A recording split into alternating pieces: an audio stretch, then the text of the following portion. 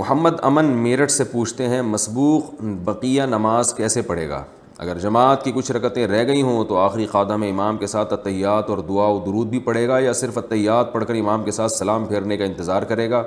نیز باقی رکعتیں کس طرح پوری کرے گا؟ یعنی اگر کسی شخص کی امام کے ساتھ کچھ رکعتیں رہ گئی ہوں تو پوچھ رہے ہیں کہ باقی نماز کیسے پڑھے گا؟ تو پہلی بات تو یہ کہ امام کا جو آخری قعدہ ہوگا جس میں امام اتحیات بھی پڑھتا ہے، درود شریف اور دعا بھی، تو جس کی رکعتیں نکل گئی ہوں وہ اتحیات پڑھ کے خاموش ہو جائے، آگے درود شریف اور دعا نہ پڑھے۔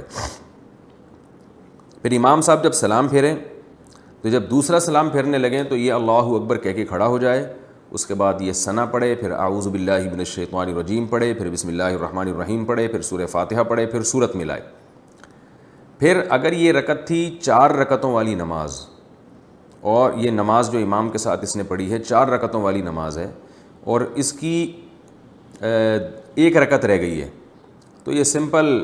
رکوع کرے گا، رکوع کے بعد قومہ میں جائے گا، پھر 2 سجدے کرے گا اور اتحیات پڑھے گا، اتحیات کے بعد درود شریف دعا پڑھ کے دونوں طرف سلام پھیر لے گا اور نماز ختم ہو گئی اس کی۔ یعنی 1 رکعت اگر رہ گئی ہو کسی کی، چاہے یہ 4 رکعت والی نماز ہو، 3 والی نماز ہو، 2 رکعت والی نماز ہو، 1 رکعت اگر کسی کی رہ گئی ہو تو یہ کرنا پڑے گا۔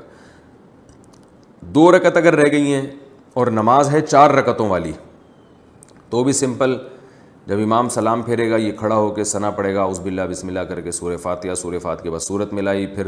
رکوع سجدہ کرنے کے بعد دوبارہ کھڑا ہو جائے سیدھا، پھر سورہ فاتحہ پڑھے، بسم اللہ الرحمن الرحیم پڑھے، پھر سورہ فاتحہ پڑھے، پھر بسم اللہ پڑھ کے سورت ملائے، پھر رکوع کرے اور آخر میں اتحیات درود شریف دعا پڑھ کے سلام پھیر لے۔ یہ اس کی حالت بتا رہا ہوں جو 2 رکعتیں رہ گئی ہوں کسی کی۔ اور